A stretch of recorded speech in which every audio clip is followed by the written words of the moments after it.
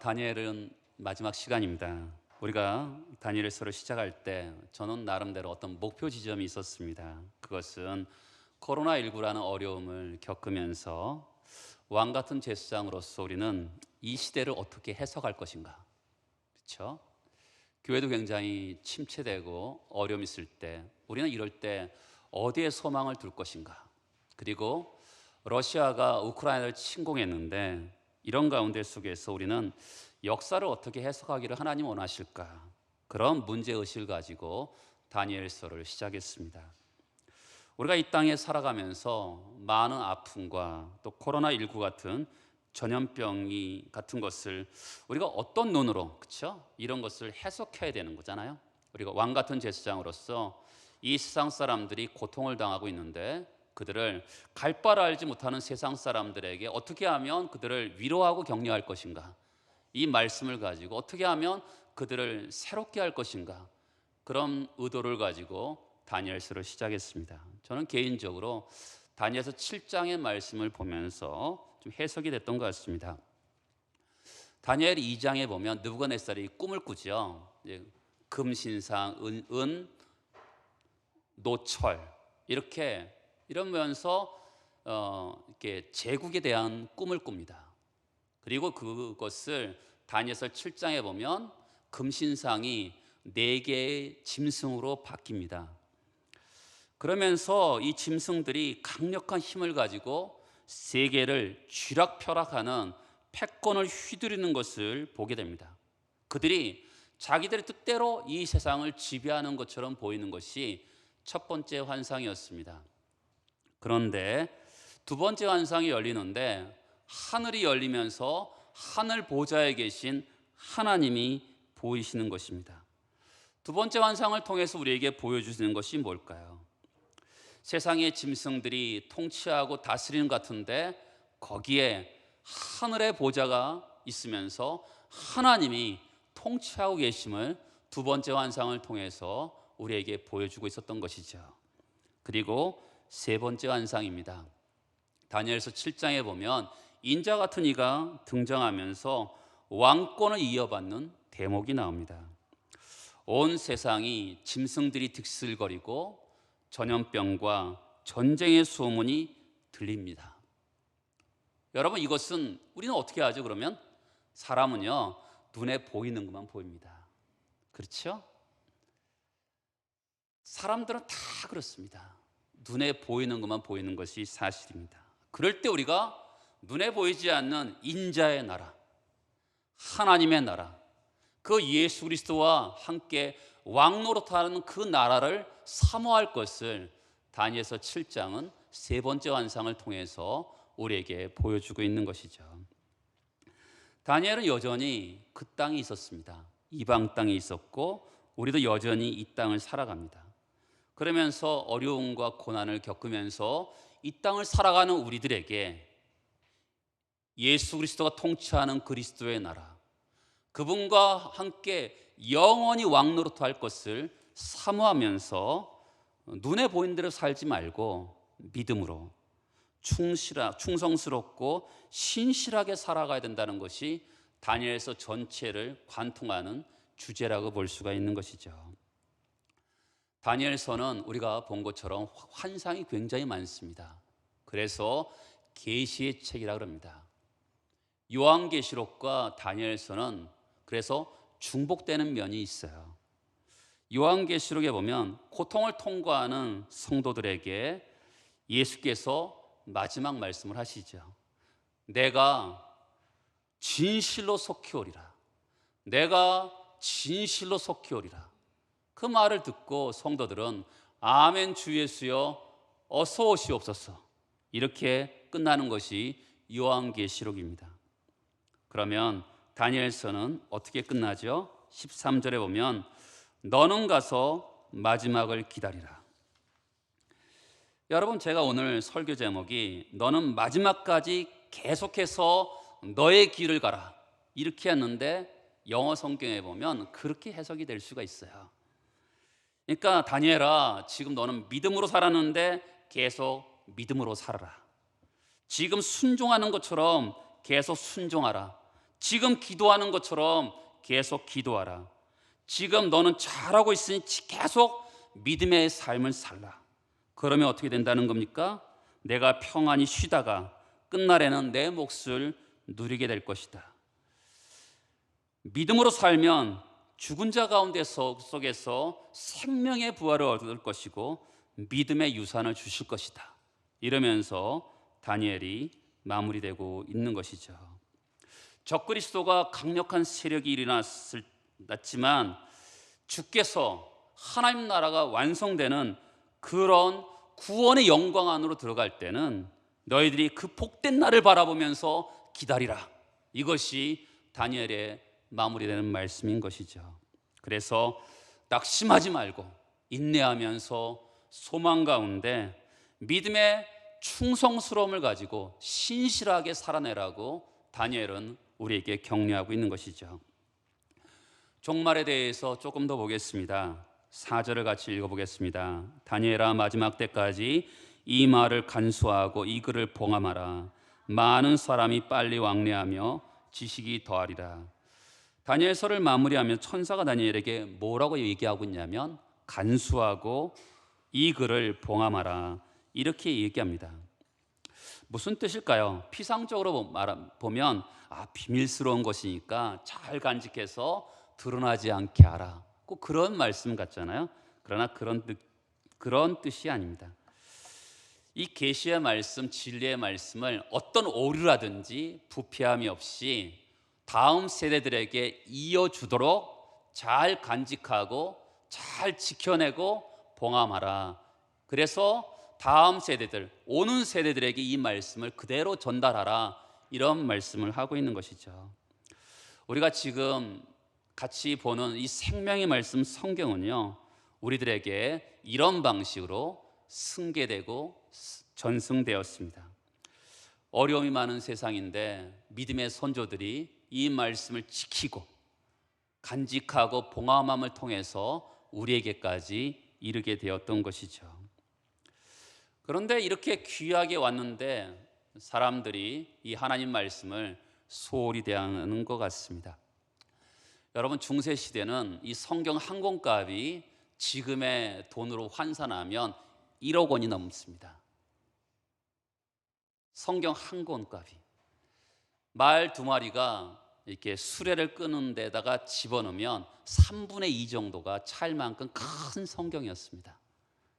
그런데 지금 시대는 우리가 손쉽게 성경을 구하고 그렇게 비싸지 않게 쉽게 구할 수 있는 시대를 살다 보니까 성경을 값없이 가볍게 여기는 경향이 있습니다. 정말 많은 사람들이 수고해서 이 성경이 우리 손에 이어지게 되었습니다. 근데 사람들이 성경을 열지 않죠. 예전에도 한번 말씀드렸죠. 집에 가서 이렇게 주일날 갖고 오고 집에 가서 뒀다가 주일날 또다시 오면 후탁 교인들이 많다고 얘기 드렸죠. 그렇죠? 일주일에 딱 교회만 왔을 때만 성경을 갖고 와서 열기 때문에 그렇습니다.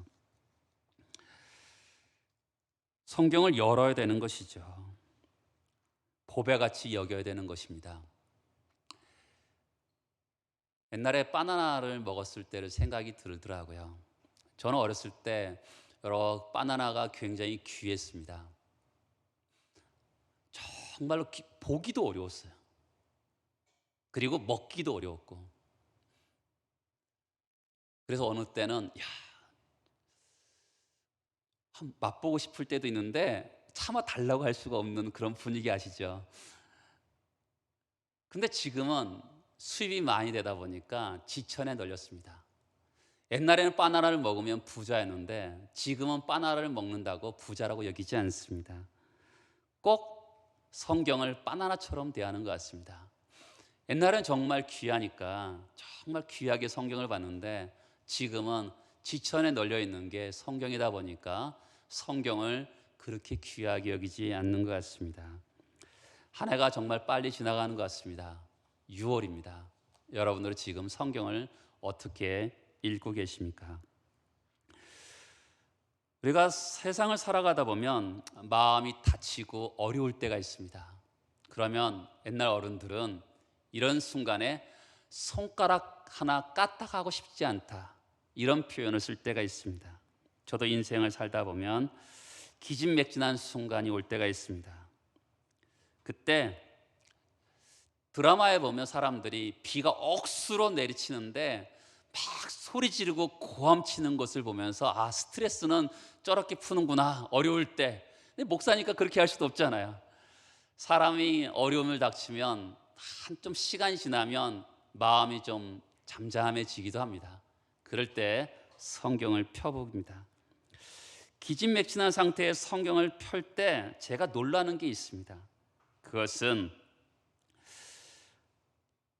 하나님의 말씀을 열었더니 신기하게도 말씀 속에서 이 환경이 달라지는 것을 느낍니다. 환경은 하나도 달라지지 않았어요. 그런데 제가 이 말씀이 제 마음 안에 들어오면서 제가 이 환경을 다르게 보는 눈이 열리면서 그 어려움을 극복하는 나의 모습을 보게 될 때가 있습니다. 여러분, 세상살이 하다가 너무 어렵고 힘들어서 사실 아무것도 하고 싶지 않고 성경도 보고 싶지 않다, 이렇게 말씀하지 마시고요, 성경을 한번 열어보세요. 생명의 말씀이 나에게 다가올 때 그것이 나에게 어떤 영향을 주는지 한번 생각해 볼 필요가 있습니다. 성경에서 저는 개인적으로 좋아하는 말씀 중에 한 가지는 하나님의 선하심을 맛보아 알지어다. 저는 개인적으로 그 말씀 좋아합니다. 맛보아 안다는 게 뭡니까? 여러분, 인생에서 음식을 먹는 즐거움이 굉장히 좋습니다. 그렇죠? 하나님이 우리에게 주신 즐거움 중에 한 가지가 음식을 먹는 즐거움입니다. 정말 입에서 들어갈 때 너무나 행복할 때가 많습니다. 그런 것처럼 하나님의 선하심을 맛보아 아는 것이죠. 정말 말씀이 이렇게 되어 있는데 환경은 전혀 달라지지 않은데 하나님 말씀대로 제가 순종의 발걸음을 내딛습니다. 그랬더니 신기하게도 그 말씀이 내 인생을 열어주는 것을 경험할 때가 있습니다. 하나님의 선하심을 제가 맛보아 아는 것이죠. 그러면 어떨까요? 하나님의 선하심을 맛보아 아는 사람은 신앙생활에서 떠나지 않습니다. 왜냐하면 하나님이 정말로 살아계심을 느꼈기 때문에 그렇습니다. 여러분, 성경을 가까이 두고 열어서 하나님 말씀이 나에게 들려지도록 하십시오. 사람은 보는 대로 보고 듣는 대로 듣습니다. 그렇죠? 이 세상은 우리에게 좋은 것을 보여주지 않고 좋은 말을 들려주지 않습니다.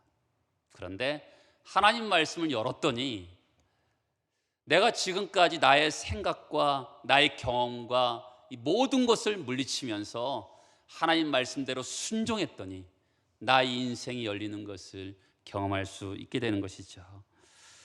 여러분, 성경을 열 때 하나님의 영광이 열리는 것을 경험하게 될 것입니다.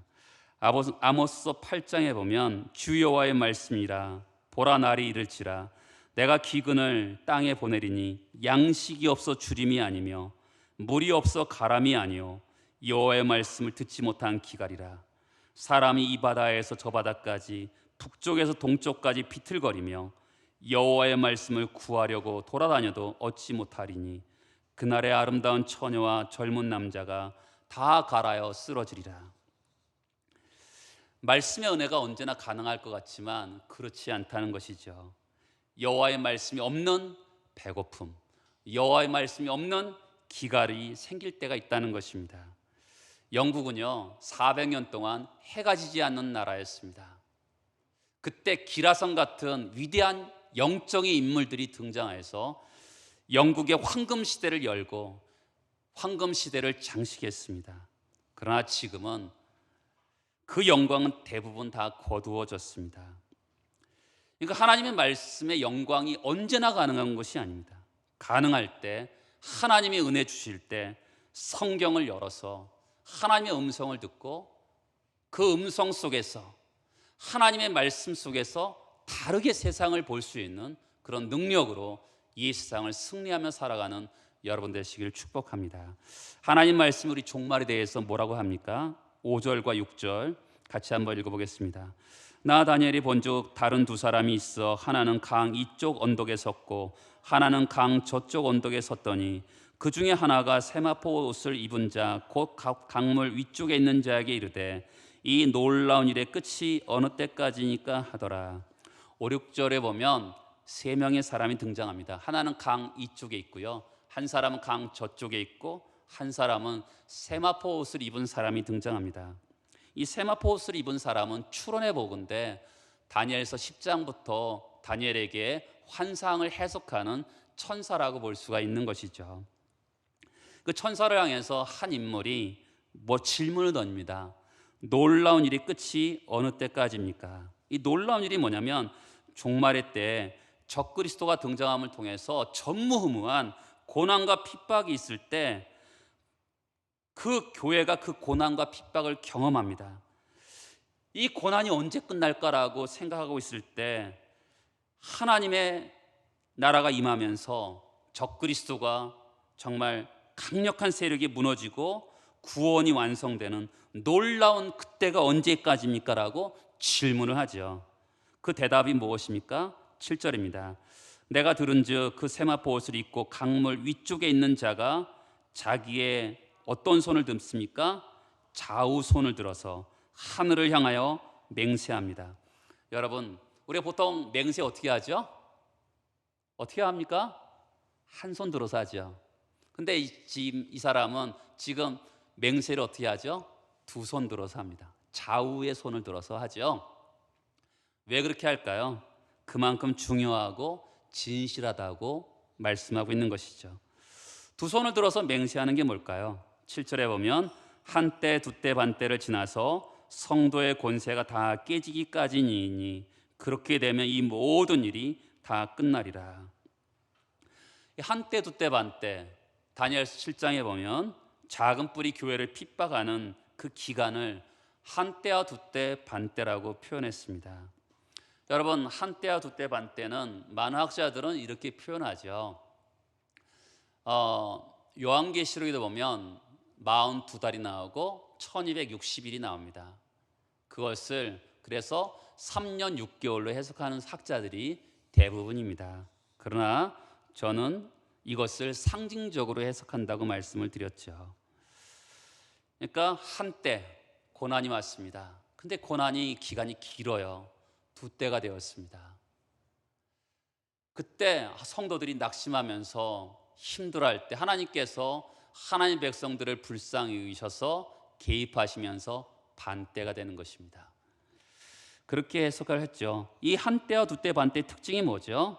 다시 7절에 보면 한때와 두때 반때를 지나서 성도의 권세가 다 깨지기까지니 그렇게 되면 이 모든 일이 다 끝나리라. 여러분, 한때와 두때 반때의 중요한 특징이 뭐죠? 성도의 권세가 깨트려지는 것입니다.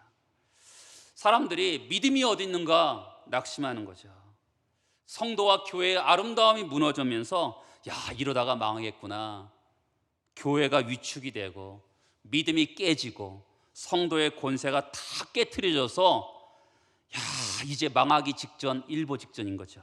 그때 끝이 온다고 말씀합니다. 우리 예수께서 오시기 전에 어떤 일이 일어나죠? 적그리스도가 일어나서 고난이 온다고 얘기합니다.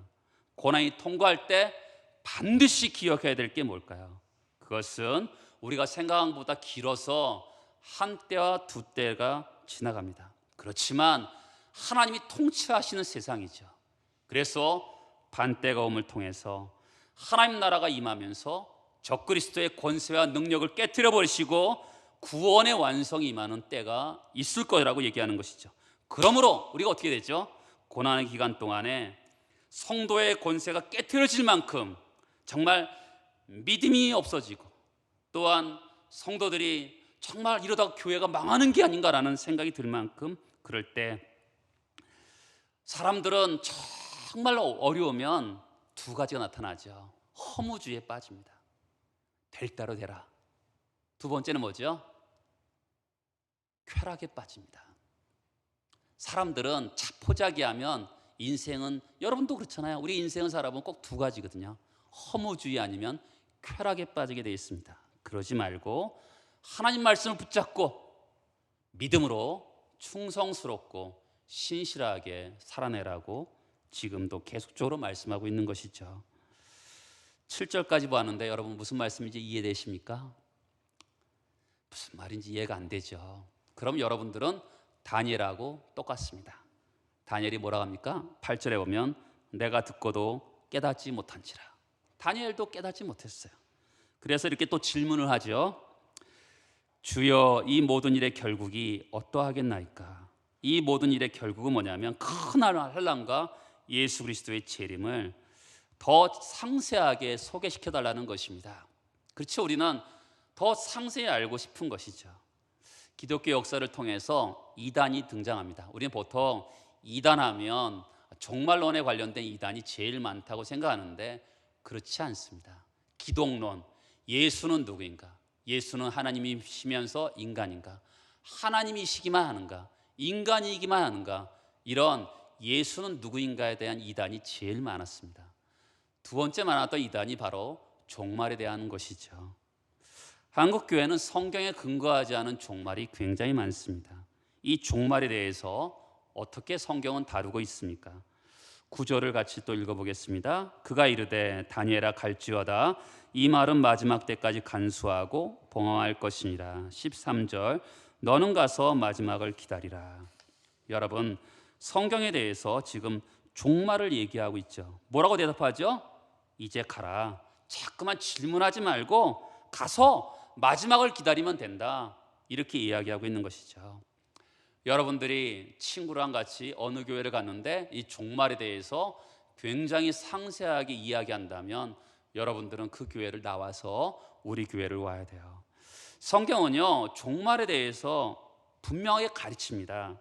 종말 전에 고난이 있고 또한 종말의 징조에 대해서 이야기합니다. 그런데 종말에 대해서 상세하게 이야기하지는 않는다는 거예요. 사람들은 종말 하면서 계속 반복해서 질문할 수 있죠. 근데 이 질문에 대해서 뭐라 그래요? 너는 마지막까지 가서 믿음으로 살아. 전도하고 있으면 계속 전도하고, 기도하고 있으면 계속 기도하고, 순종하면 살아. 이렇게 이야기하고 있는 것이죠. 고난을 통과할 때 두려워하거나 낙심하지 말고, 허무주의에 빠지거나 쾌락을 추구하지 말고 믿음에 서서 신실하고 충성스럽게 살아가라고 말을 하고 있는 것이죠. 여러분 성경을 볼 때 이런 해석이 제일 좋아요. 성경이 우리를 데려가는 데까지 까는 겁니다. 그렇죠? 성경이 데려가는 지점까지 해석하는 거고요. 성경이 멈추면 멈추는 거죠. 그렇죠? 더 상세하게 알 필요는 없는 거예요. 지금도 마찬가지잖아요. 상세하게 알려달랐더니 그냥 지금 마지막을 기다리라고 말하고 멈추고 말잖아요. 이건 마찬가지죠. 우리가 종말에 대해서 알려고 할 때 너무 상세하게 알면 이단에 빠지게 되는 겁니다. 성경의 해석 방법이 뭐라고요? 성경이 우리에게 알려주는 지점까지만 가서 거기에 멈추는 거예요. 우리를 데려가는 지점까지 가는 거죠. 종말에 대해서 필요한 이야기를 몇 가지 합니다. 10절입니다. 많은 사람이 연단을 받아 스스로 정결하게 하며 희귀할 것이나 악한 사람은 악을 행하리니 악한 자는 아무것도 깨닫지 못하되 오직 지혜 있는 자는 깨달으리라. 잘 보세요. 종말이 가까울수록 하나님 때가 다가올수록 믿는 사람은 어떻게 해요? 자기를 살피죠. 연단을 거치면서 정결하고 거룩한 삶을 추구합니다. 주님이 말씀하셨죠? 있는 자는 더 받고 없는 자는 있는 것까지 빼앗기리라. 이런 말씀하신 것처럼 하나님 백성이 시대가 흘러가면 흘러갈수록 연단을 거치면서 자기를 거룩하게 하고 정결하게 한다는 것이죠. 그런데 악한 자는 어떻습니까? 그들은 더 악을 행한다는 거죠. 왜요? 깨닫지 못하기 때문에 그렇습니다. 보이지 않기 때문에 그런 것이죠. 성도들이 이렇게 얘기합니다. 목사님, 사람들이 다 그렇게 살아요. 다 그렇게 살아요. 나만 어떻게 성경대로 살아요. 이렇게 이야기하는 분들이 있는데 여러분, 우리의 삶의 기준은 다른 사람이 아닙니다. 하나님 말씀이 우리의 삶의 기준인 것이죠. 하나님 백성은 어떻게 합니까? 예수 그리스도께서 오실 때까지 더 정결하고 더 거룩하고 자기의 죄를 돌이키고 회개하면서 살아가지만 악한 사람들은 더 악을 행한다는 것이죠. 우리의 삶의 기준이 다른 사람이 기준이 될 수 없는 것이죠. 이것이 종말에 일어나는 가장 중요한 삶의 모습이죠. 종말일 때 우리는 더 연단을 받으면서 정결하고 거룩한 삶을 추구해야 되는 것이죠. 또 두 번째 생각하고자 하는 것은 숫자가 또 등장합니다. 11절에 보면 매일 드리는 제사를 폐하며 멸망하게 할 가증한 것을 세울 때, 여러분 적그리스도가 일어날 때 이런 현상이 일어난다 그랬잖아요. 그리고 1290일을 지날 것이고 기다려서 1335일까지 이르는 그 사람은 복이 있으리라. 1290일, 또 12절에는 1335일이 등장하죠. 다니엘서 8장에는 어떤 숫자가 등장합니까? 2300주야가 등장하죠. 요한계시록에는 42달 1260일이 등장합니다. 여러분 숫자가 다 달라요. 그렇죠? 숫자가 같으면 그것을 가지고 사람들이 해석할 거 아니겠습니까? 근데 하나님께서 왜 숫자를 다 다르게 하셨을까요? 그것은 이 숫자가 핵심이 아니라는 것이죠. 무엇이 핵심일까요? 아까도 말씀드렸죠. 한 때와 두 때를 지납니다. 고난이 있는데 너무 길어요. 그런데 하나님께서 개입하심을 통해서 반때가 됩니다. 여러분, 그렇지만 아무리 고난이 길어도 하나님의 시간이 있다는 것을 기억할 필요가 있는 것이죠. 생각보다 고난이 길어요. 1260일까지일 줄 알았는데 1290일이 되고 1290일까지 될 줄 알았는데 1335일이 되면서 어떤 사람에게 복이 있는 거예요? 12절 다시 보세요. 기다리는 자에게 복이 있다라고 얘기하는 거죠. 여러분, 인내하는 것이죠. 우리가 지금까지 다니엘서를 전체적으로 한번 종합해서 저 세 가지로 한번 정리를 해보겠습니다. 첫 번째는 눈에 보이는 것이 전부가 아니라는 것이죠. 사람들이 눈에 보이는 것이 정확하다고 생각할 때가 있습니다. 제가 이렇게 어렸을 때 저랑 같이 경험한 친구들과 대화를 해보다 보면 이런 경우가 있어요. 나는 이렇게 봤는데 얘는 다르게 본 거예요. 아니 그러니까 우리가 어떨 때 보면 거짓말을 하나 이런 생각이 들 때도 있는데 사람은 그렇죠? 보고 싶은 것만 봐요. 그러니까 똑같은 경험을 했는데 다르게 볼 때가 있는 것이죠. 우리의 눈으로 본 것이 전부가 아닙니다. 여러분, 다니엘서에 보면 짐승이 득실거리는 세상에서 어떻게 하죠? 하늘 보좌를 보는 것이죠. 하나님이 통치하는 세상을 보면서 우리가 인자가 다스리는 그 나라를 사모할 것을 이야기하고 있는 것이죠. 진짜 보는 거예요. 그렇죠? 하늘을 보는 겁니다. 여러분, 우리가 신앙생활을 잘하기 위해서는 하늘을 봐야 돼요. 우리는 그러니까 두 가지의 시민권이 있잖아요. 하늘의 시민권과 이 강릉의 시민으로 살아가잖아요. 그런 것처럼 우리가 두 개의 세계를 볼 수 있어야지만이 신앙생활을 잘 할 수가 있는 거죠.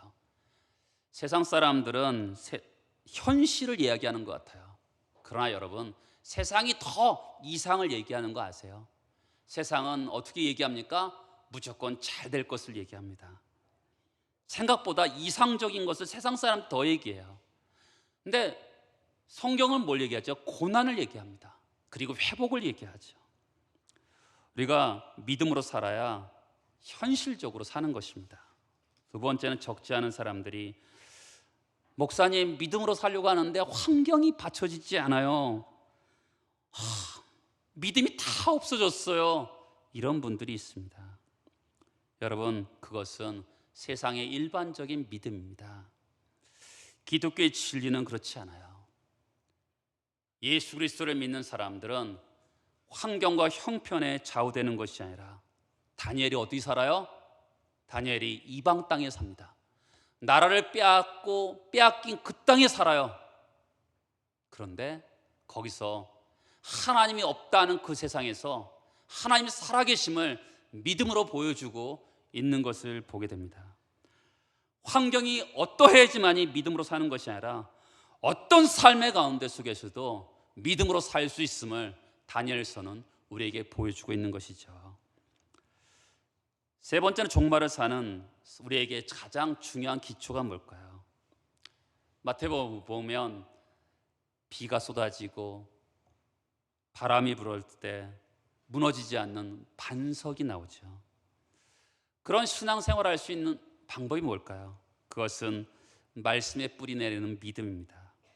세상의 믿음은 뭘까요? 세상의 믿음은 내가 모든 것을 다 할 수 있을 때가 있어요. 그렇죠? 우리 다 그렇게 살아봤잖아요. 내가 이 세상의 모든 것을 다 내 거야, 이런 경험을 할 때가 있습니다. 그런가 하면 너무 어려우니까 아무것도 못할 것 같아요. 이런 믿음은 자기의 뿌리 박힌 믿음입니다. 나의 기초한 믿음은요, 나에 의해서 흔들립니다. 모든 것을 다 할 수 있을 때가 있고 아무것도 못할 것 같은 그런 자기의 뿌리를 내린 믿음 때가 있습니다. 그런데 하나님의 생명의 말씀에 뿌리 내린 믿음이 있는 것이죠. 이것은 하나님의 선물입니다. 믿음은 하나님의 선물이잖아요. 여러분, 믿음의 눈으로 역사를 해석하십시오. 세상은요, 우리에게 정말 나쁘게만 얘기합니다. 그러나 우리 이 가운데 속에서도 믿음의 눈으로 지금의 역사를 해석하고 나의 삶을 해석하고 나의 가정의 역사를 해석하고 나의 미래를 해석할 수 있는 그런 눈이 필요한 것이죠. 그리고 하나님 향한 충성스러운 믿음을 가지고 오늘도 뚜벅뚜벅 살아가는 여러분 되시길 축복합니다. 기도하시겠습니다.